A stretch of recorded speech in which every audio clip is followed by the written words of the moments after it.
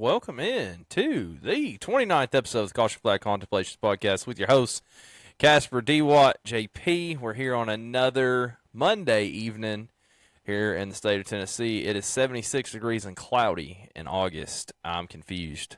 I don't think it's been 90 in August yet, and today's the 4th. So, strange times, you know, but it is what it is, I reckon. Do I have a good weekend? Let's just start there. We're not going to get into what we did, but you have a good weekend. Did it pass? This is great. D-Watt, what did you do this weekend?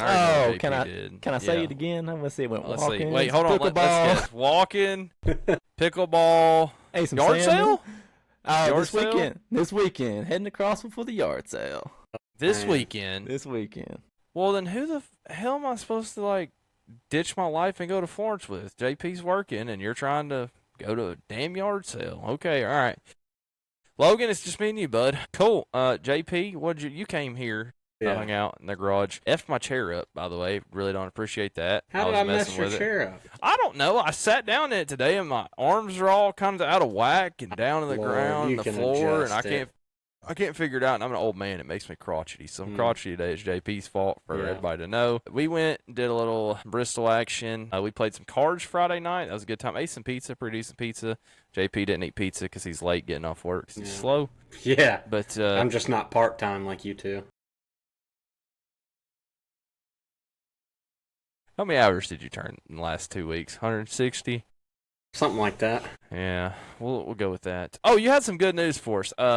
First of all, thank you guys for your likes, subscribes, follows. We got a few new followers this week. Appreciate that.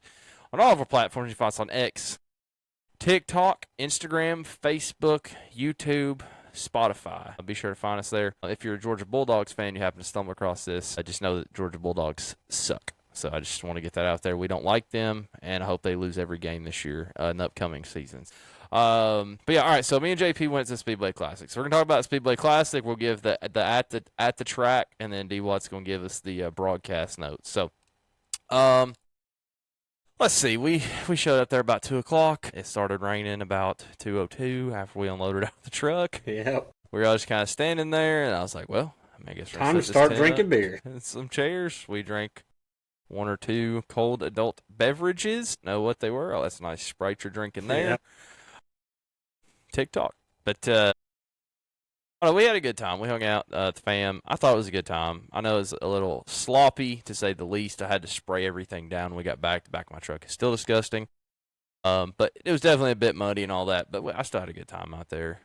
Made some brats and some hot dogs. D-Watt, you'll like this. So the dudes next to us, they brought a George Foreman and a converter for their cigarette lighter, and they were surprised that their car didn't have enough power in the cigarette lighter to power their George Foreman. So 12-volt car outlet will not power George Foreman. You heard it here first. Yeah. So if you're tailgating, do better than that. But anyways, so the dude comes over and he's like, "Hey man, can I pay you like $7? Which I was like, $7?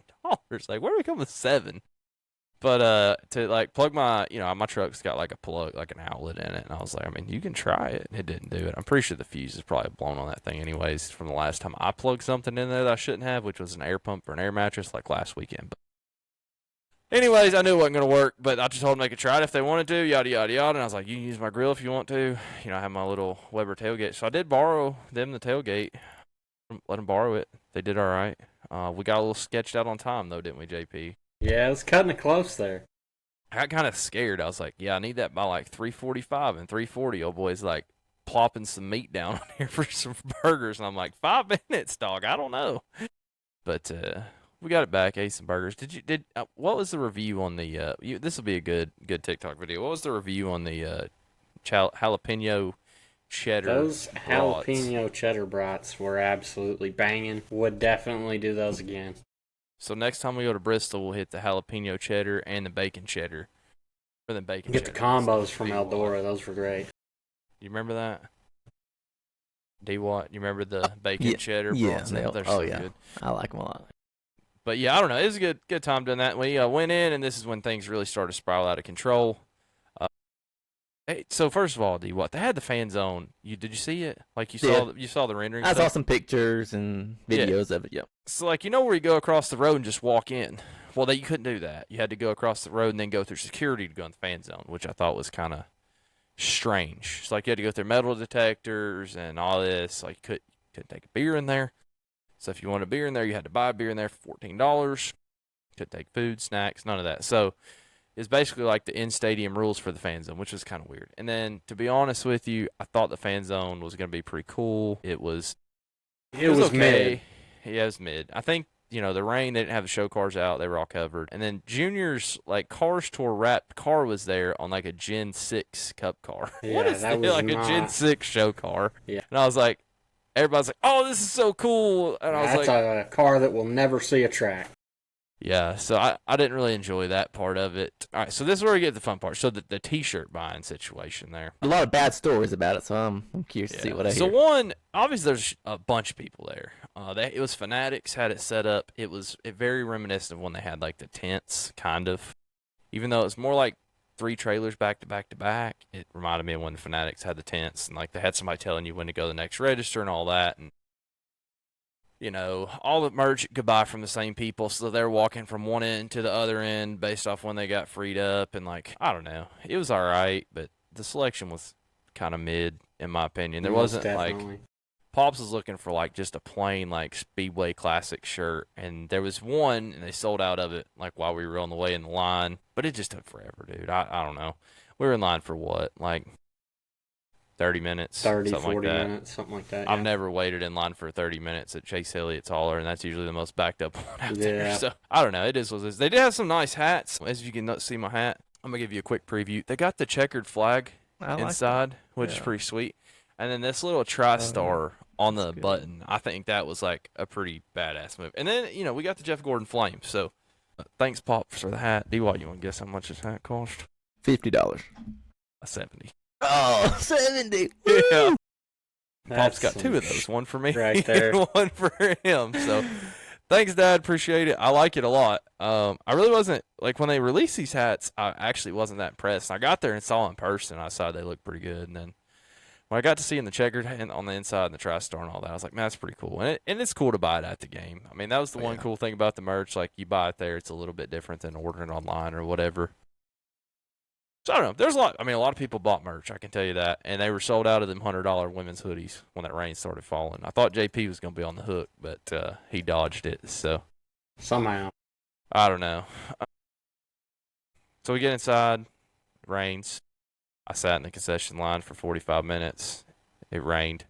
Got back inside. Chase Elliott said, yeah, whatever. And then I just heard him talking, and then it started raining, and they covered the field back up. I don't know what the hell. So how was it on TV? What the TV do? How'd they handle it? Well, yeah, so I watched it on TV, and I just felt like Fox, they brought out a very mid TV broadcast. I felt like they didn't handle the rain the best, I don't feel like. And they came on super early, which I figured with it being a special event, they would. And I feel like they said come up with what to say. And then once they didn't have things to say anymore, they had a hard time filling time. And then you have Big Papi and A-Rod, and you got these people that maybe don't know a lot about racing to try to tell backstories, and they just kind of go on and on about stuff. But so I thought maybe once they get to the game, it'll get better up in the booth. And it was very mid, in my opinion.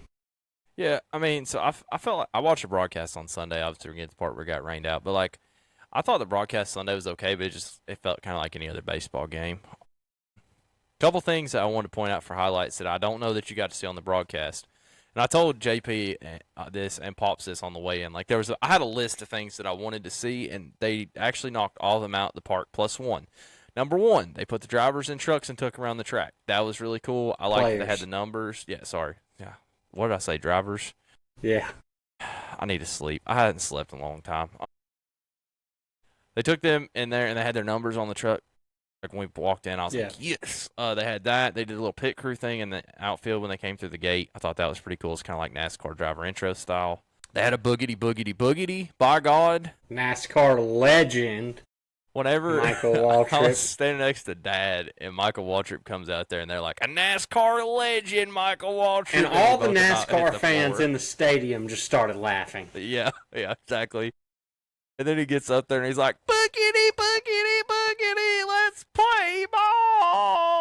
was like, they should have had at least Daryl out there, but I don't know what kind of health Daryl's in, unfortunately. But I figured Michael would be up there. He's got the Fox connection and all that. Now, But they had a lot of drivers around there too. Can we talk about one other thing that I don't know if D-Watt caught on the broadcast or many people caught there? The other driver that they had with Chase was Kyle Busch. Oh yeah, I saw him talking about it during the. They spelled his damn name wrong. Like, I didn't catch that. Yeah. They on the big screen, they put an E on the end of Bush. Like, what the hell? Yeah, it looked like Bushy, but Kyle Bushy.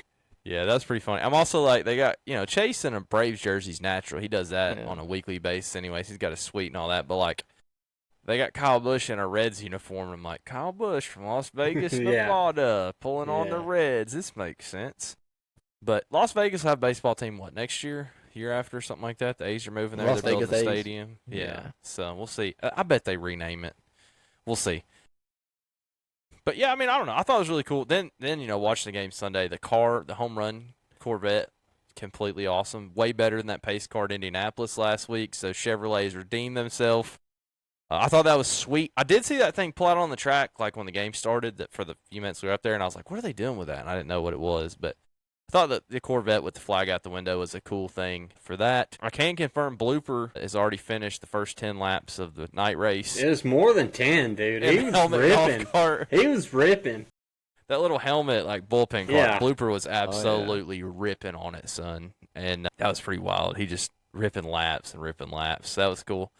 Overall, I didn't have very high expectations, I guess, kind of, for, like, the views in the stadium and how much we were going to be able to see and everything, but, like, they did it right.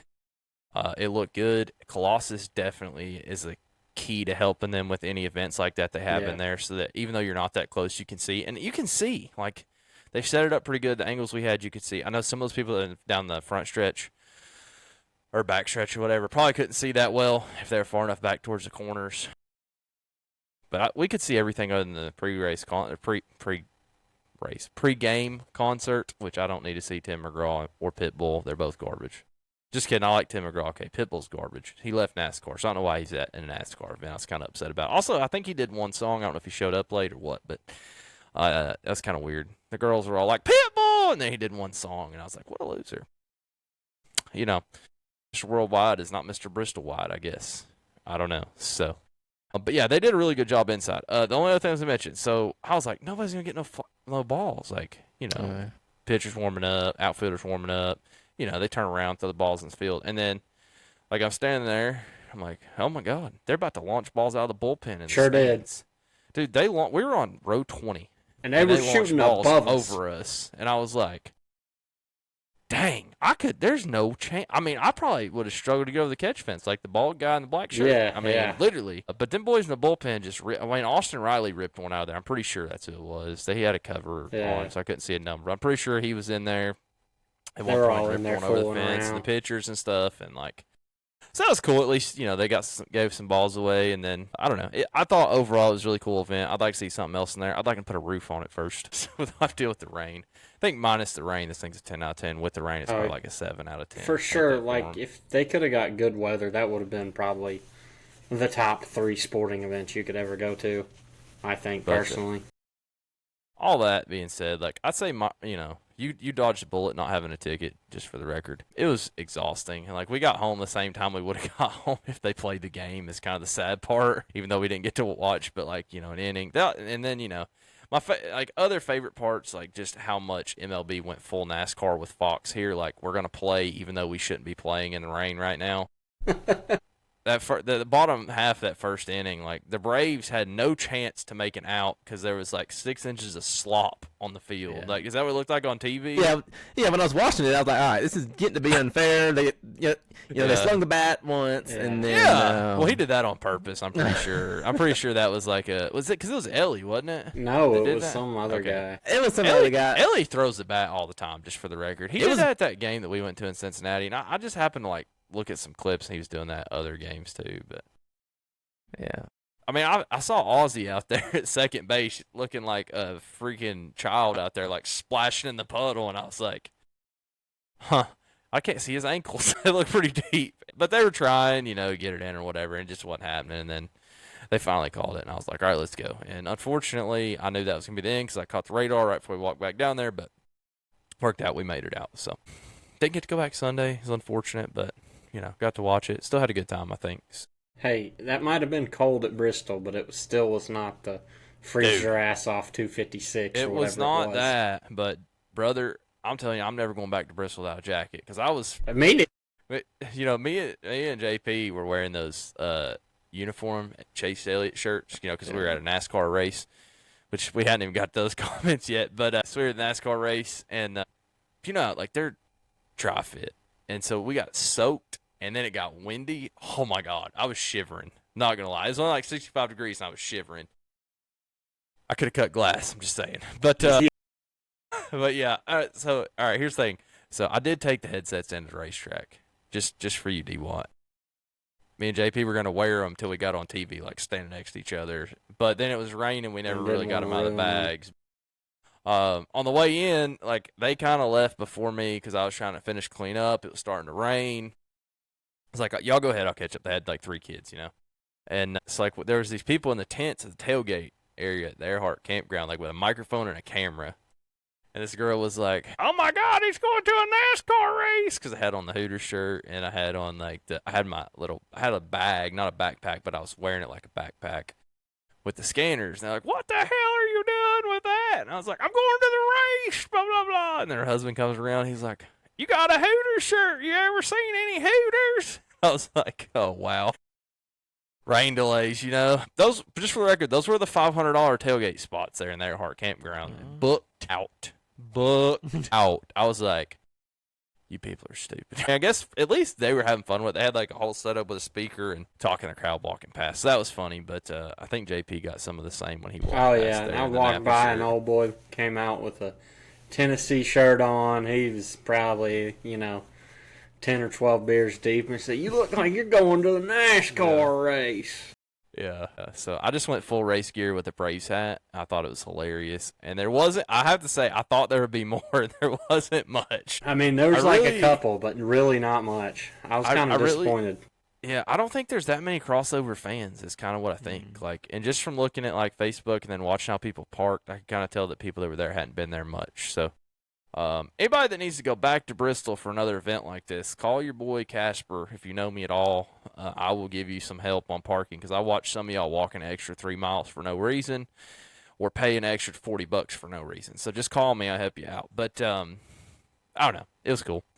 They didn't have something they're gonna have the little gypsy vendors out there or whatever, but they didn't. So that was a shame. No, they were all in Iowa. Come on now. Yeah, okay. I was wanting to buy some NASCAR junk or some Trump junk or something. I don't know. I was going to buy you a pennant when we got in there, and I was just really afraid it would get ruined. So you should see if you can order one. Okay. They're only $15. Okay. So that's a pretty good deal. Yeah. I was going to get it, and I was like, this thing is going to get bent. Because you can't have like a full-size bag, and we weren't going back to the car like we do at the race, you know what I mean? Because we had to go through security. So, but look online. I was going to tell you to look online. I forgot to text you, but look on there. Like 15 seems like a pretty good deal. I don't know. I never buy them, but that seems like a pretty good deal. That's good. That's fair. But they were cool. They did make some. So then you can put it in plastic and put it back there so we can all look at your plastic pennants behind you on the podcast. But yeah, I don't know. I guess that's about it. I'm not going to say a lot of negative. Clearly, there was a couple things happen. People ran out of food. I'm telling you, they're not used to having these events without people bringing food, drinks in. It took a long time to get through the gate, but honestly, it moved pretty good. The baseball rules were different than NASCAR rules. MLB's running it, so it is what it is. But overall, I had a great time. So thanks, Pops, for the tickets. Thanks, JP, and the lady for coming up here. Sister, children. I hope y'all all had a good time, and we'll do it again sometime. But, all right, well, we're 20 minutes in. We made it through the Speedway Classic. D-Watt. All right, that's good. You want to talk about some dirt racing? You want to talk about a little Hunt the Front action here for us? Oh, yeah, let's do Hunt the Front. So, $8,000 to win on Friday night. They had 32 cars show up. Ashton Winger was on the pole for the big show that night with a 12.637 qualifying lap. And then, then on the pole was McDowell, so I believe he drew a 1 on the redraw. Got that redraw. Okay. Yeah, I saw a picture of that on X. So Stupid. Yeah, the more I see these races either in person or just on TV, I kind of wish they would just run the qualifying and they earn the qualifying spot, but that's just my opinion. Save the redraws for the big events. Yeah, I agree. That's fair. That's fair. Yeah. So Jimmy Owens, we'll just jump into the feature there. Jimmy Owens took home the win over McDowell and Zach Mitchell, which I picked Zach Mitchell on Saturday. Didn't work out for me. It's a shame. You were close. He Was finished close. 5th. He got a top 5. I mean, Yeah, that's not I'll terrible. I'll take it. It's been running good lately, so I felt like I was going to try to go with me. Loss is a loss. Yeah, So, absolutely. Unless you know. finish first, you're last. And that's how it goes, first or last. All right, so Saturday night, Sam Seawright got the win, but he threw a clean slider on Hedgecock, which Hedgecock is going for the points. So I'm not sure how, what the points are right now. So I have to check the point standings. Quick on update. That. I got okay, him right here. Yep. Jimmy Owens has got the points lead by 14 over Zach Mitchell, and Corey Hedgecock is 28 behind that. So we got a good little three-way battle going here in the Hunt the Front series. Okay. Next race is at North Georgia. So, Hey, but yeah, keep going about Saturday. Side note on that finish What? there, Corey had a tire going down at the end of the race. Oh yeah, that's He the excuse did. I make too. He did. Yeah, he got beat. It happens.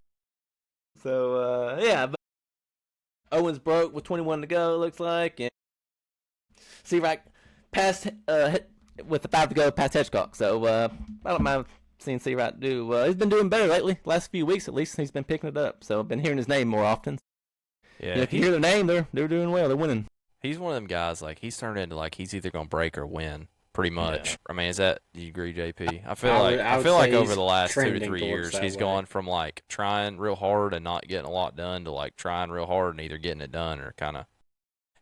He's up there every race that he's in though, and he's these type tracks is his bread and butter too. So, but yeah, Corey. I mean, I watched like the highlights and stuff. Like Corey was trying to hold him off for like a few restarts. They had a fair number of cautions in this race. 75 lap race for a regional race. Y'all know it's pretty long, and Corey did his best to hold him off. And I don't know what happened on the highlights. They were almost making it out like Corey ran a softer tire, and I'm like, surely everybody ran a 4, right? Like had to.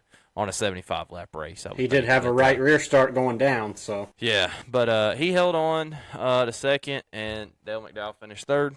Ashton Winger came back to fourth, which he, started up front. He had a flat early, went to the back, and drove all these back to fourth. So good race for him. But like I said, points are what they are. Owens leading. We'll see what happens. Next race, North Georgia Speedway, 2 weeks from this weekend on August 23rd. Maybe we'll go. Maybe we won't. I don't know. We'll see. Any other Hunt the Front comments? Our boy did sit out. Michael Page, I suppose he'll be back for North Georgia next time up. Well, all right, we're about to get into it. I'm gonna go on my little minute rant about World of Outlaws because we're talking about that next. First of all, Monday night they go to Wilmot Raceway. While we were on the podcast last week, we talked about it. Brian Gustin won race. Had a great week, turns out. That was a little foreshadowing. Okay, so we get to Thursday. Let me tell y'all what the first thing I seen out here on Thursday at Cedar Lake is. The Cedar Lake late models. And by God, if there wasn't a damn 4G with a Bob Gardner driving it, what in the actual hell are we doing? I saw it on Facebook. That is absolute bull crap. You can't get suspended and go slap another motor in your car and run down at a That's crap. The fact that, I'm sorry, but World of Outlaws, this is a crown jewel event of theirs. They can't let that happen. Like, that's a dirt car series, like dirt car sanctioned series. It's all World Racing Group, right? Like, not the local divisions. I don't care. You can't if you're the headline event, you say, no, sir, I don't want him on my camera. That's ridiculous. Any track, if somebody gets suspended, every other track should automatically put up with it. They should say, this is what we're with you. This whole, like, well, we can go run over here, run over there. There's been something going on in Pennsylvania. You guys go listen. Dirt Reporters, a much better podcast from actual reporters, not fans. We're just fans talking crap. But if you go listen to Dirt Reporters, they were talking about something similar is happening to this in Pennsylvania. At some of the tracks where guys are getting banned from one track for a month or the rest of the season going race. No, don't do that. If you get banned, you should be banned at every racetrack in the country. I'm sorry. You should be parked. It's 2025. The internet's real, so get some kind of universal system.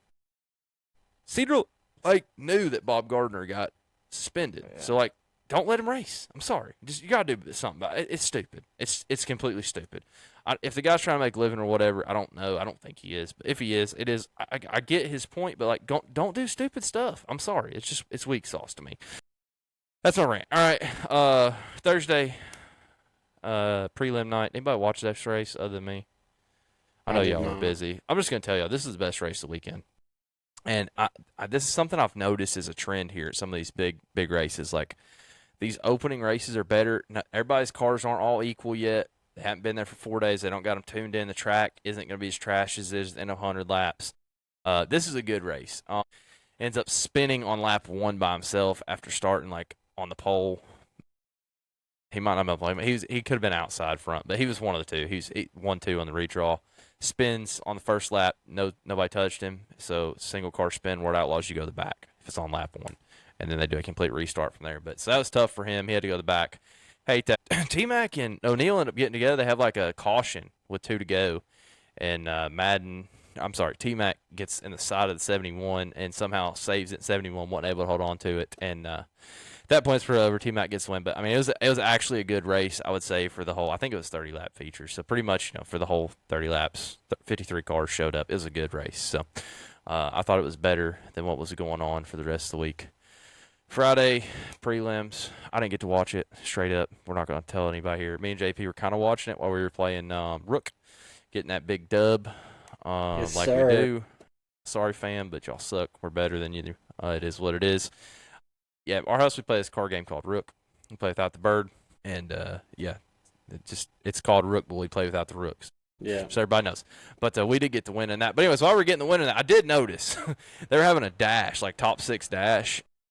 Alberson and Jake Tim get together, like on For the no front reason. of this thing, and like Jake Tim it looked to me like when we were Just watching, it junked looked him. like he just pretty much tried to junk Alberson for no reason on the front stretch. I guess his car was pushed or whatever, and so Tim ends up going off on the hook. Alberson wins the dash and gets to start, and he did not go to backup car the next night, and Tim didn't either because he started 6th. So I suppose they got his car that got towed off the track fixed and put her back out there. But that was wild, and I'm like, what are we doing? Like, Jake Tim, buddy, that was probably his best ever career opportunity, right? To sit on the front row of the USA Nationals or whatever. So I don't know. Hate that for him. But then we get to Saturday. D Watt, you got to tune in. We were at the baseball game, so we'll let you take over here. All right. So Saturday, first off, man, the track wise is great. It's got a good atmosphere. They got the pond in the middle. So it's really all in all, like as a fan, I would love to go. Fireworks and I saw the fireworks Friday night too. They got large stands and they got camping kind of in the tier parking area. It looks like you can take your RV over there and camp out. So that's just, you can just be there all weekend. So anyway, I'll get on into it. But Ryan Gustin took the lead early on, maybe lap 15 or so, something like that, 12, and he took off and he led the rest of the race. He said, "Bye, bitches." Yeah, that's what he said. He took off. I had that tuned in on the phone on the way back from Bristol, and he was pretty much gone there. He was gone, and some guys had some tire issues, which with it being 100 laps, that's going to happen. So a lot of tire wear on certain drivers. Pierce had a flat, and other guys had flat, so I had to pull in. Other than that, not a lot on the race-wise, other than cool track. Dominated and got a big win. That's probably his best of his career. Yeah, for sure. Richest, biggest, for sure. And I'll say, I became a Ryan Gustin fan when I saw him and Dale McDowell absolutely put on a barn burner at Boyd Speedway. And when you beat Dale McDowell at Boyd Speedway, that's saying something. And they put on an absolute banger at the last World Outlaws race they had there. Yeah, I mean, I watched highlights and I'd say it looked like he pretty well put on. I like Gustin and the Infinity chassis, baby. Infinity for the dub. But, I mean, I don't know. Ryan Gustin's here sneaking up in the points. I pulled it up here and doing a little show prep. He is 126 points behind Bobby Pierce. He's about 52 behind Nick Hoffman, who's 74 behind Bobby. So, he passed T-Mac there this weekend. I believe he was behind T-Mac in the points, but he's right there, kind of tightening it up. Bobby, you said he had a flat tire. Is that what happened? I think JP was dozing in and out on me back there in the back seat while I was cruising her back down the road back to the house. A little bit. He was like giving me some updates every 10 minutes or so as I'd hit a bump or, because I was about to fall asleep driving, hit the dadgum rumble strip or whatever. So, but yeah, no, I mean, I like Gustin. I've liked Gustin for a long time. I like his nickname. I like he's kind of a big old boy. He's just kind of a big old, good old boy, I like that. So he races everything too. He races modified, stock car. If he beats Bobby Pierce, I'm buying the full setup, shirt, hoodie, hat, all of it. So If you can beat Bobby Pierce, I'll be a happy man. He's also, in my opinion, got one of the best looking cars out there at this point. Yeah, it's not bad. He took that Kansas City Chiefs crap off of it, so that helps. But I don't know, man. I like these races. A lot of big races. We're on what, like 4 weekends in a row here, big time races. So we obviously got Florence coming up for World Outlaws. I'm sorry, boys. Florence for Lucas this weekend. North-South 100. Thursday, Friday, Saturday, they're having prelims. So 6,000, 6,000 Thursday and Friday. So it's 4, A and B features Thursday and Friday, and then big money on Saturday for Lucas. And then we go straight from there. I think Batesville's up the next weekend after that for the Topless. So, we'll see what happens. But other kind of notables in our area, Hayden Carblow gets the win 12K at Wartburg in the Dylan Kenny Memorial Part 1. Apparently they're having a Part 2 in 2 weeks. It's going to be a crate race. It's like $5 or $7 grand or something like that. So that's cool. Still would like to go out there someday. Obviously, I was at Bristol. Couldn't do it this time. Crossville. D-Watt was going to go see our friends at the American All-Star Series. But unfortunately, it just didn't work out. They got rained out. And then Lake Cumberland on Saturday with that same series, Skylar Marler gets the win. Congratulations to him. And, love to see some crate racing around here. Hayden does not have a ride still, right?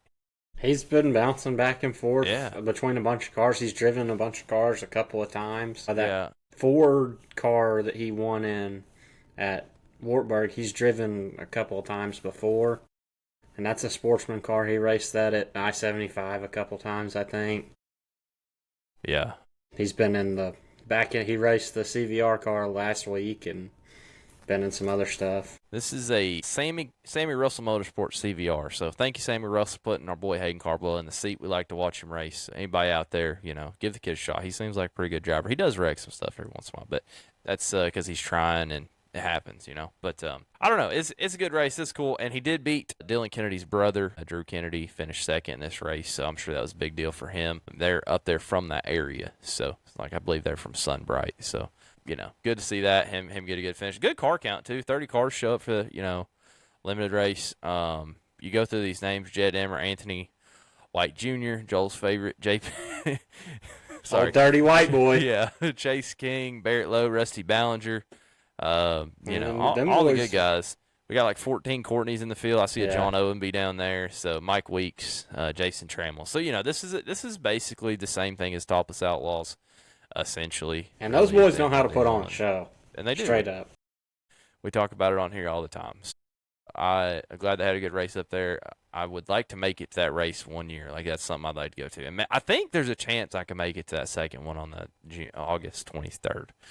But we'll see what happens there. Other than that, your Topless Outlaws are in action again that week at Sonoa. That's when they'll be back in action. But they had the American Big Rig Series or something like that at Smoky Mountain. Yeah. If I'd have been in town, I would have also liked to seen that just because that looked interesting and different. Yeah. Racing 18-wheeler trucks looked pretty badass in my opinion. So it's pretty cool. It looked packed in the stands up from dude.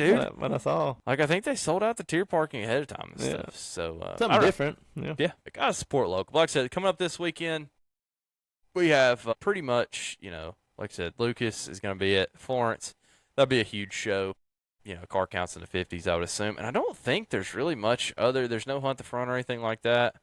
I was trying to figure out where our next Flow Racing race is, too. I don't know if y'all know, but we'll figure that out. But, yeah, so like I said, Thursday, they're at Lucasville Twins, 6,000 features. Same thing Friday. Ironman Series is in Ohio. Comp Cams is in Magnolia. Not a whole lot around here. Saturday, you have Topless Outlaws. They had to redo a lot of their schedule. They were supposed to be at Big South Fork August 9th. I don't know what happened there. And that sucks. Canceled off at I was going to go this weekend to Crossville for the Topless, and then they had some kind of scheduling issue. We're not track. They had some kind of issue. Yeah.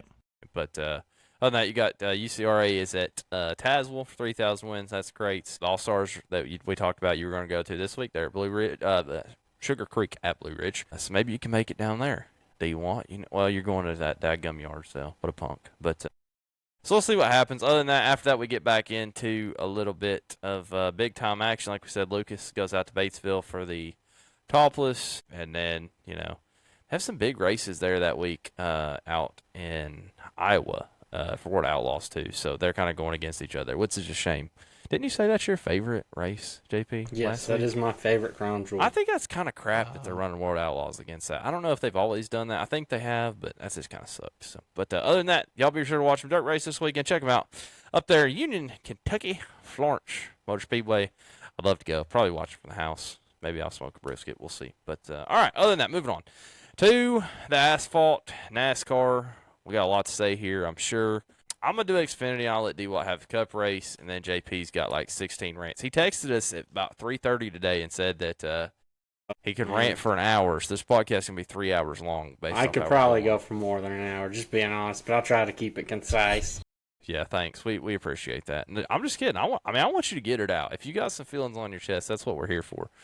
Just take it easy on those limes. All right. Jesse Love starts on the pole of the Xfinity race. Stage 1 goes to Connor Zilich. Austin Dillon, holy airball for RCR here, putting Austin Dillon in this 21 car, not Kyle Busch. Yeah, I'm sorry. You had the opportunity to put KFB on a one-off Xfinity race, and you went with short track. Austin Dillon.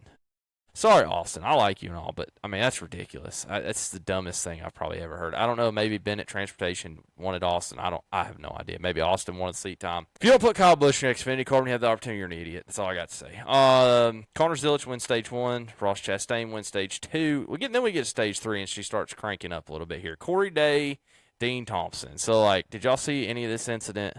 I did not. So, I don't think so. all right, so they got into it after the race a little bit. That's what I was asking. So I get, like, Dean Thompson kind of blocked Corey Day, and then Corey Day had to take a really shallow entry into 3 and then pushed up into him. They both almost wrecked. They ended up both saving it. Pretty good saves, really. But Thompson was none too happy, which is funny to see him complain about getting touched, kind of. Usually he's a walking yellow flag.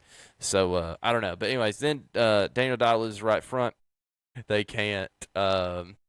So then Matty D, absolutely pounds the wall, blows the front end off the car or something. I don't even know if he hit the wall. He might hit another car. But, it's steaming. You can tell there's fluid coming down. And NASCAR's like, no, we don't need a yellow. No, it'll be fine. And the leaders go through.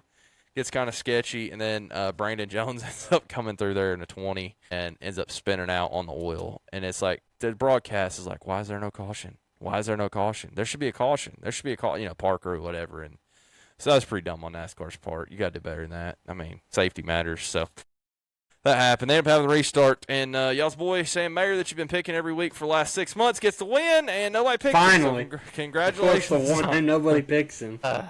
Congratulations on the loss. He gets the win over the 2 of Jesse Love and the 9 of Ross Chastain. So 9 car next week is going to have the one and only SV Gist. So we'll see who gets to pick first. When we get to the picks, I got a feeling I'm going to be picking first this week. That's some bull crap. Home team, But anyways, I don't know. Overall thoughts on this race, y'all got anything? I got a couple notes. Do y'all have anything you wanted? Not Not a lot. It was just average. Nothing. Yeah, I mean, I felt like the yellow flag situation was kind of crap. Other than that, I felt like it was a decent race. They were up there racing. I hated to see them guys get loose, but hey, you race out there, it's what happens. So I do like the track for real race cars. I don't know that we saw us on Sunday. JP's going to let us know about that. I got a feeling. Man, just be ready. But we're almost there. We're almost there. Just be careful. But like I said, biggest things for me was the no yellow call. Like NASCAR, you got to do better than that. Allgaier gets screwed by his teammates all the time. Allgaier getting screwed by Zilich again. Chastain has not run a race in a junior motorsports car and not hit another junior motorsports car yet. So it's like, how many of those does he have left? Even though this one's kind of not his fault, it just makes you wonder. And I did want to give the solid top 5 for Harrison Burton there in the Xfinity points. And I think that matters a lot, actually, because if I'm not mistaken, him and old cousin Jeb are kind of sweating it out there in the Xfinity trying to get that last spot. And I think Jeb had a pretty bad finish there. Unfortunately, I saw he was kind of cussing on the radio like, we got to have better cars than this. So I hate that for him. But, good to see Harrison. I feel like he got a little bit of the shtick. I don't know that his equipment at Wood Brothers is up to snuff with what they got going on the track right now every week. So, I feel a little bad for him going backwards. I think he might have been rushed a little bit, and, Fords were down at that point. So, I don't know. I hope he gets another shot, I guess I'm trying to say. I hope Harrison gets another shot. I'd like to see him up in there. I wouldn't mind to see Jeb in there. But I don't know. he ain't my favorite. Sorry, I like Harrison better, but we'll see what happens. So, other than that, Connor Zilic does have the points lead. Was a big point. That has the points lead, missed an entire race. Has the points lead. That's freaking crazy. He has 30 playoff points at this point. He's pretty good, and that doesn't include the gap for being the points leader. Like if you have a points lead, and I mean, they're technically tied, I guess, right now, but that's just crazy, missing a whole race. Justin Allgaier, this is an interesting stat I did notice this other day. Allgaier's led 200 more laps than him, but somehow he's got 2 more wins. So it is what it is, and Justin sometimes just can't get it done, like I've pointed out on here many a time. So we'll see. All right, moving on. Cup race. D-Watt, you take it from the top. Yeah. JP's gonna reign at the end. I'm gonna sit here and relax. All right, Chase Briscoe on the pole again. He's on absolute fire with his poles. I need to get him a name. Shannon Buckingham, that's what you can call him. He can qualify but can't finish a race. Can't have every win chase. I don't know. I mean, okay. Like, there's no way the car's legal, right? There's no way. They gotta have something. This is my question. What are they doing that the rest of the Gibbs cars and the rest of 2311 cars haven't figured out? It's not doing, yeah. I mean, that's kind of my question. So, all right, keep going. Yeah. Stage 1, Brad K got the win in Stage 1. There wasn't a whole lot going on there. But it's good to see Brad up front, which he's on this whole playoff cut crunch. So good to see him at least up front there at the beginning. EG spins and changes some of the pit strategy. 9 and 5 get together. Larson is upset. He gets upset late in the race. I feel like he shows his emotion there late with some, I'll get into it in a minute, with a lot of spins late. Gillen spins by Ty Dillon. Ty Dillon was racing the 47 car pretty hard there in Stage 1. So them two were getting into it. Stage 2 goes to Brad K. So this is kind of when. So then Stage 2, I don't have a whole lot on that. Stage 3 is kind of where it gets. This is kind of where we're getting into it now. 7-7 spins at 38. And also right quick, crew guys be going over to drivers and having a conversation post-race, and should the guys on pit road be able to record with their telephones? I mean, that's their job. They're the pit report. They're reporting what they see. So I saw he was getting interviewed. A crew guy comes over and says, "What the are you doing?" Something like that. I'll let JP go first. Okay, yep, good. I mean, that's a good question. It's whatever. I mean, might as well. I prefer it to be the driver, but crew guy, I mean, I don't know. Those crew guys, they put a lot of work into it, Yeah, they're working on it. I'd be mad if my driver got wrecked by a guy. I'd be pissed. I'd want to run over there and beat his face in, Yeah, I mean, I didn't have a problem with the guy being upset or whatever. I am a little bit like, if the driver ain't going to do nothing, the driver ain't going to say nothing. Now, in this case, the 38 did take a swipe at 77. Did y'all see that today on X? He took a swipe at him, and he missed. NASCAR needs to review the swipe, and that he needs to be talked to about that. Like, I don't care. I wish he'd hit him, but, I mean, if we're not wrecking people, we can't be wrecking people, right? So, I just want to be sure all is fair and even. I would like seeing the driver there as well, but I didn't have a problem with it. Obviously, that crew member, unfortunately, his choice of language is not going to meet, and it's not the F-bomb, it's actually the R word's the one that's going to get in trouble. But, unfortunately, that's not going to meet the, that's not an acceptable thing to say in public, I guess. So, I hate that for him. He's probably going to get suspended, I would say, for next weekend for that, probably get fined. As far as the people videoing on pit road, that is their job. That's what we're here to see as race fans. So, I absolutely 100%, I want to be able to video when I'm at the racetrack. Whenever you go to these races and take your pictures and you do all that stuff way better than me. Like, I want you to be able to do that. It's the same thing. I mean, the way I look at it, it's fans, crew, TV guys, whatever. I don't know. It was fair. Hocevar, one thing I do want to say about the interview, though, Hocevar has a smart-ass attitude, does he not? Does he not just look like he don't give a damn? Yeah, he doesn't.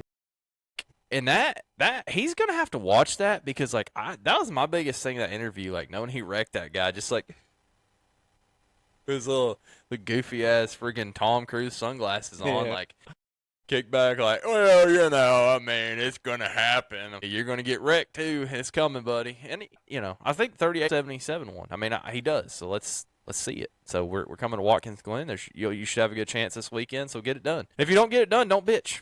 That's right. All right.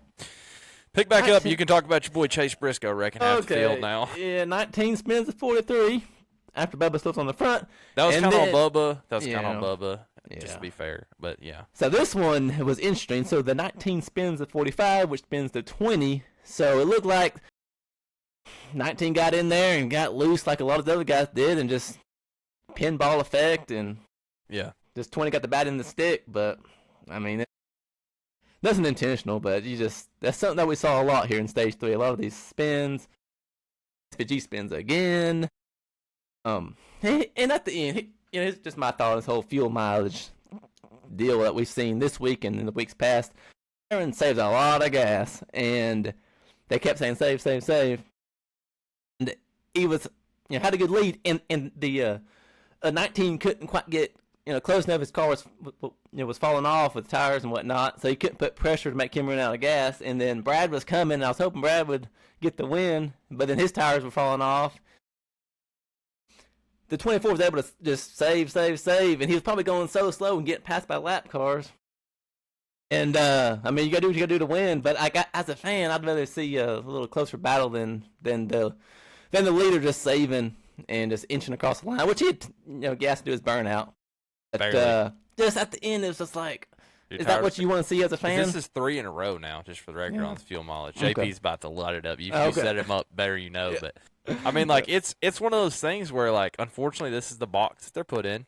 Rudy Fugle has decided he's going to gamble on this. They already got their win. They need more playoff points. So they want to win, right? And, I've seen this twice this year now. Chase Briscoe, same thing when he won at Pocono. For whatever reason, I think, and, JP's about to rip the car, so I'll go ahead and start. I'm pretty sure the problem is with these cars, you roll out halfway down the straightaway, and you can roll through the turn with, like, double the speed. Like, I think that's part of the problem. I watched William Byron let off and be running half throttle down the straightaway and basically half throttle through the corner, and his lap time get better. Yeah. I mean, basically. And Brad, and like I said, Brad looked good, but then he couldn't get past 19. And then your boy Blaney, he was absolutely on a rail. Yeah. I mean, if these were real race cars, I think Ryan Blaney would have run the race, but you can't pass nobody because there's no air. With that, JP, how do you feel about fuel mileage racing and air blocking? Man, so NASCAR, dear NASCAR, we need to make NASCAR's stock cars again, because right now they are not stock cars. They are a rolling piece of garbage that cannot race well at anything other than a mile and a half. Okay? Everybody used to complain about the mile and a halves, and we've got them to where they race decent on there now. But every other form of racing that we do suffers because of it. The short tracks, the big tracks, the road courses are probably indifferent just because of how it is in NASCAR. Okay, when we're going to Daytona and Talladega and running 70% throttle, if that, for 99% of the race, that's ridiculous. It's unacceptable. Also, the aero, dude. Okay, the TV broadcast when Brad Kay and William Byron for the first stage, they're racing for, 40 laps. And they're like, oh, man, Brad Kay and them battling for 40 laps, and he finally got around him. They weren't battling. It was just aero blocking, and Byron was getting tight or whatever, and he finally could get to him. And they got to fix the aero. The fusers need to be gone. Tires and wheels, we need to go back to the 15 or 17-inch wheels, or whatever it was, with the big tire. Bigger sidewall, not this stupid, whatever 10, 12-inch wide. We need to go back to the skinnier tires with the bigger sidewall. We need more power for a big reason that I'm going to save for later that I'm going to drop on you. We need to go back to a 4-speed transmission. We need a solid rear end, because with the independent rear suspension, it just doesn't drive right. Like, it's not a stock car at that point. I mean, yeah, you can say, modern cars stock have independent rear suspension. But when you're talking about a stock car, race car, the next-gen Cup car is the only stock car, race car that has independent rear suspension. I don't want to call it a stock car anymore. It's a GT3 car that goes in a circle without traction control and ABS. That's actually really fair. It's pretty much a sports car. It's not really a stock car. Yeah. I do like that. That's pretty good. And Make NASCAR stock again. Yeah. We could. Yeah, I see it. That's good. Yeah, I like that. Really good points all the ways around. As far as the tires go, I wanted to go back to that wreck that you kind of talked about where the 19 got in the 45 and the 20. You watched Corey Day basically do that same thing, getting into Dean Thompson the day before on that shallow entry, and they were both able to save it, and that's because they had some sidewall in the tire. yeah, When you get these things over, they're over. And also, I mean, part of that's the suspension as well. I think, because they're independent, like once you get over the edge, you can't really catch it because they're independent of each other. They're straight axle. You can kind of, I don't know. They just it drives different. I don't know. I mean, great points. The cars, unfortunately, I think we are where we are with the car, but I do like, make NASCAR stock again. That'd be great. You want me to? I don't want to spoil your bombshell. Is that going to be in your hot minute? yeah. Okay, I won't ruin it. I know what it is, but I won't ruin it. We'll see if I was right or not. You probably are. I mean, my thing is, I don't know what they're going to do, but I feel like this Iowa track is a great racetrack, and I feel like it was a snoozer race, and I took a nap. Exactly. And, the racing of having the more cars on the screen does not mean that they're actually passing, right? Like that, like I said, I mentioned it, but like they went on and on about how Brad and Byron were racing, but it was just aero blocking. Like Brad couldn't go anywhere. He had the better car, but just the aero just kills your car, and it's ridiculous. That's not how stock car racing should be. Yeah, if the back car can't affect the front car, it's nothing I want to be a part of, really.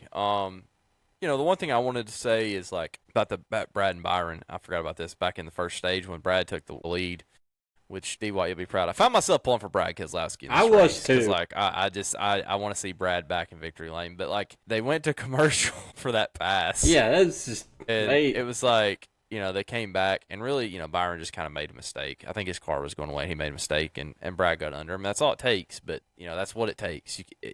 Short of a mistake, you're not passing somebody. So, I don't know. Overall, what was your grade on the broadcast? I got a couple quick thoughts on this. Yeah, I felt like they talked about the leaders or they talked about guys in 20th. There was no in between or 25th. They did not talk about the battles that were going on maybe in the top 5 or 10 that were guys getting their cars better to get to the front. My opinion, Lee Diffie is not for me. Rick Allen, I thought was better last year. Bring him back, please. We want Rick. Yes, we please. Want Rick. We want Rick. Yeah. We want Rick. Yeah, I give the coverage like a C plus. I mean, it was mid.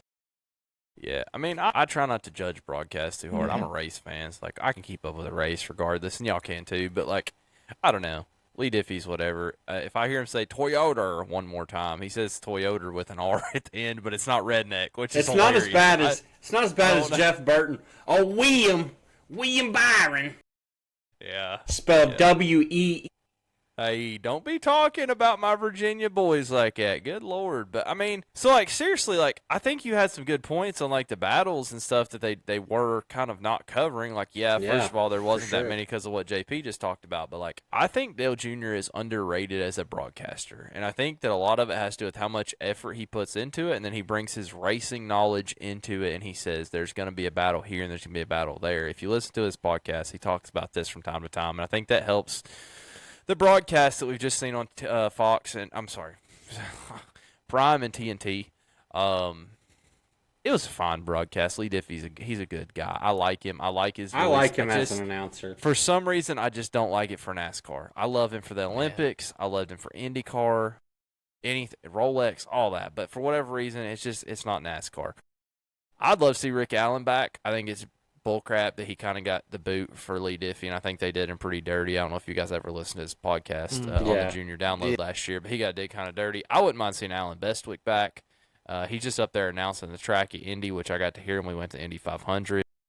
I still think he's a GOAT. I do like, for the most part, I like this coverage. I like Marty Snyder and all that, and it's nothing against Burton or Letarte, but unfortunately, them two guys are just kind of dry at the end of the day. Letarte's very analytical. Burton is kind of reserved, and Junior is not afraid to scream slide job. And, like, they're missing that, in my opinion, right now. And, like, Lee Diffie's okay, but it does not feel like NASCAR. Like, I felt like this is just kind of a quick example. Like, when we went to the Braves game, I felt like I was kind of at a NASCAR type environment. You basically said you weren't getting that on TV, but it felt like that when we were there. And like the announcer can affect that a lot. You know what I'm saying? Like if they would have brought in even like a Chris Myers for Fox to like do some lead-ins or something, like who does their NFL stuff, like it helps. Like when you have people that are part of it. And for Lee Diffie's a good guy. I don't have a problem with his accent. I've made fun of the Toyota thing, but I actually just find that hilarious because somehow he says Toyota, but he doesn't say Toyota. You have to listen to it. It's hilarious. But I don't know. It's better than Dale Jr. calling it a Toyota.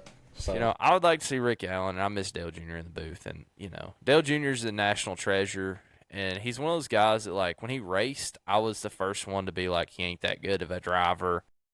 And I've kind of realized he's actually a better driver than I probably gave him credit for. Unfortunately, his best years were kind of wasted at a floundering DEI. And then even when he went to Hendrick, I think he probably stayed with his cousin as crew chief too long.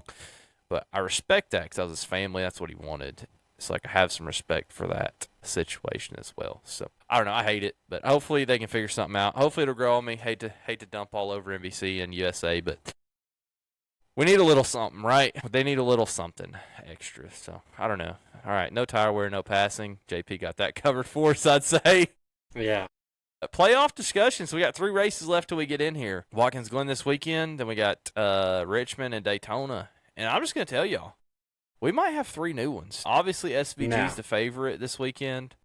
I'd say that's the hardest one to get a new one. I do want to make some points, though, for this race because I think Richmond's going to apply to Iowa fairly well. Austin Dillon ran good. Kyle Busch ran good. Had some trouble late. Even though he was in a backup car, he was up there in the top 10. Austin Dillon's in the top 10. Ryan Preece in the top 10. Brad Keselowski had the best car at some point. And those are 3 guys right there that are all there. And we haven't talked about Hocevar yet. And he could pull one out at any time, especially Daytona in my mind.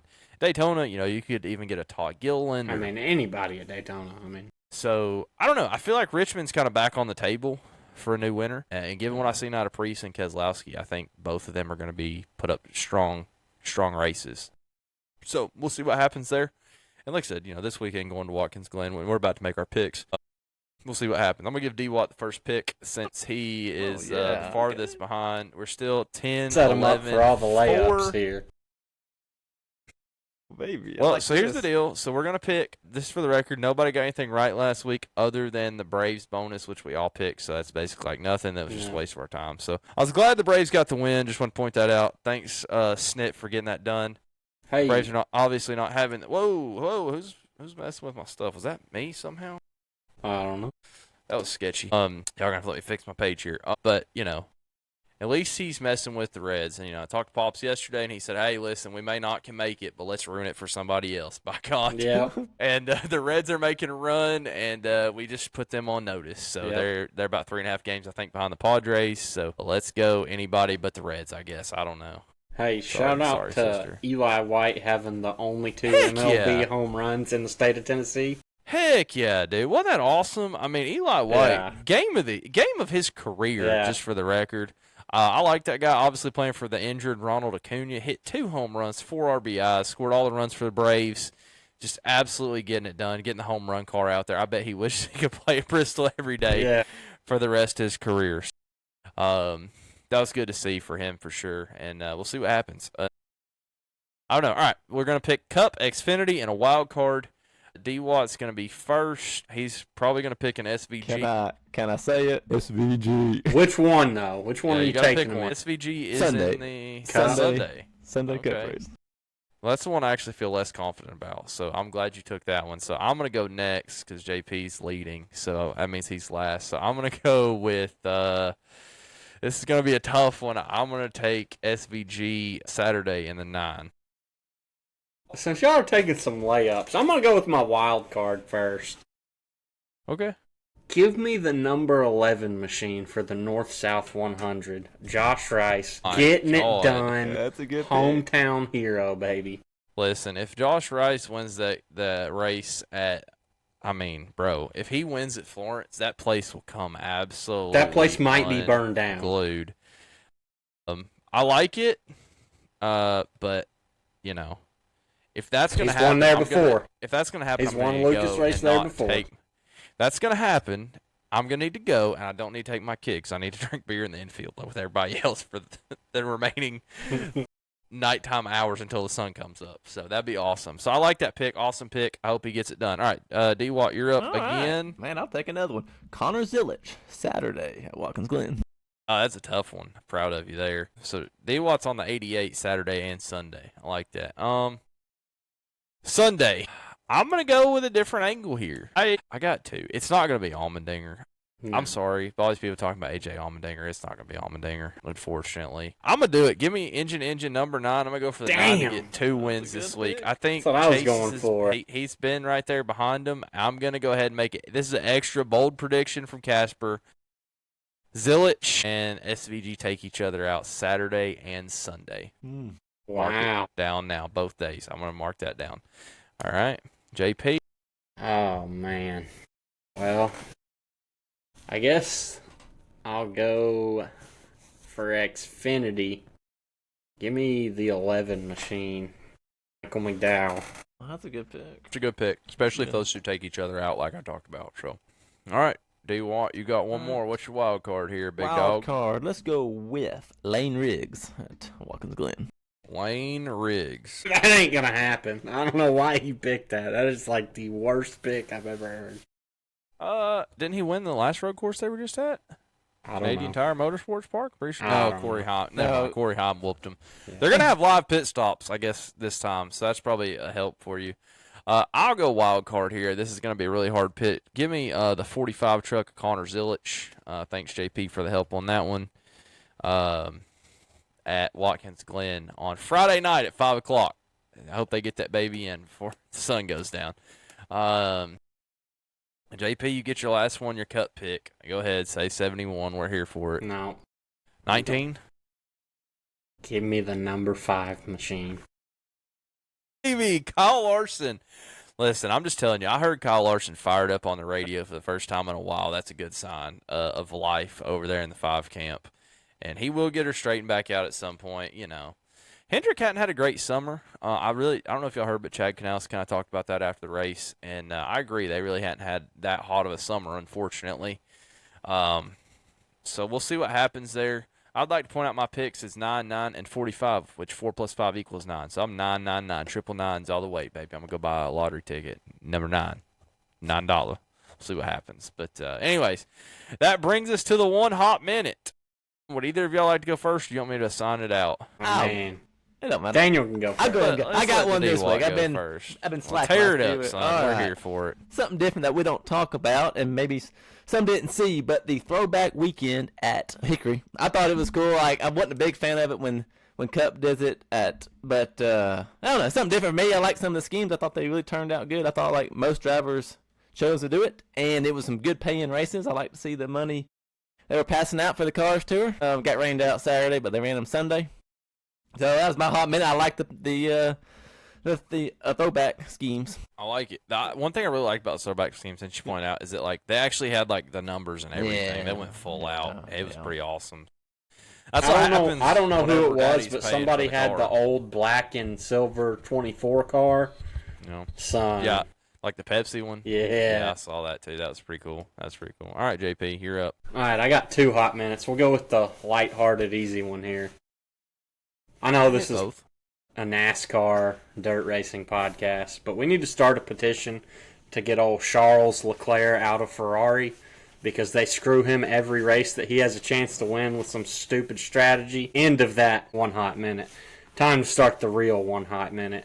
NASCAR, you are under red alert. When you go to Iowa Speedway and the fastest car that qualified the whole weekend was a damn ARCA car, a tenth faster than the Cup car was the ARCA car. Brent Cruz qualified on the pole with a 22.901. Average speed, or best speed, whatever it is, 137.549. Xfinity qualifying pole. Jesse Love with a 23.64 at 133.24 miles an hour. Cup pole, Chase Briscoe at a 23 flat at 136.93. We are at red effing alert. They need to fix the car. There is no reason for an ARCA car to be that fast.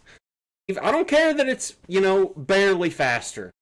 The Cup car should be the fastest car. It should be the hardest to drive. It should be the most top-of-the-line machine that you can produce. And when you're getting beat by a damn ARCA car, that's ridiculous. Preach. I like it, brother. I mean, I'm 100% on board with everything that just came out of your mouth. Yeah, I did know that was coming because I saw that as well. And that's pretty trash. I'd like to point out some things. So there was a point in time when ARCA cars had 900 horse. They don't anymore, in case you didn't know that. They got the truck motors now. Yeah, it's an Ilmore. I have the little stat sheet right here. It is around a 700 horsepower. Ilmore 396. 396 cubic inch Ilmore pushrod V8, okay, with a Holley EFI. All right, so this is basically kind of like what's in the truck, but actually can breathe. So it's got a little more to do. But I mean, it's ridiculous. A 700 horsepower car is beating your number one series. That's ridiculous. I agree. Now, JP, I would like to ask you a question. Now, do you know what cars they usually run those engines in? You what? Those are all Gen 6 cars. Yes, I know that. I know that. It's exactly what it is. Hate to tell y'all that, NASCAR, but your own cars right here running with a crate engine. Just for the record, they're out running you with a crate motor, so you might want to figure that out. But good points. I really like that. That red effing alert, that is going to be the video of the week. It's my prediction. I hope it is. But I'm good for one every once in a while. Be sure to put that up on the old iRacing group or something. But I don't know. I really don't have a hot minute. I had one that I talked to Pops about this week, something I was going to complain about. I think maybe it was the lines at Bristol. Maybe it was the parking. I don't know. I don't want to complain about Bristol. But, let's see. What can it be? I got a couple things I could bitch and moan about, but I'm not going to. I just want to take my one hot minute to recognize the fact that we have now made it 29 episodes. I appreciate y'all listening. Hanging out, hanging in here. It gets a little exhausting as it goes, and hopefully we make it someday. Maybe we won't. Thank you guys that are still listening. I've had some friends and family here lately commenting on making it. We appreciate all y'all out there that do that and share it. I've met a few people out and about, some race fans, that we're giving out some stickers. Y'all are doing a good job with that. I appreciate that. Which do you what? JP has your stickers. You can get some more from him. Stop at a dealership or something. I don't know. I really appreciate that. And we did make race car this week. Yes, sir. I did want to talk about that. So number one, go ahead. Got a buddy. Tell us who we're on. All the way out in Nebraska, my buddy Dylan, his dad's IMCA modified, who will be at the Boone Super Nationals, 2 weeks or something like that. It's on IMCA modified on the on the sail panel. Pretty cool on the right side. Fans will see it.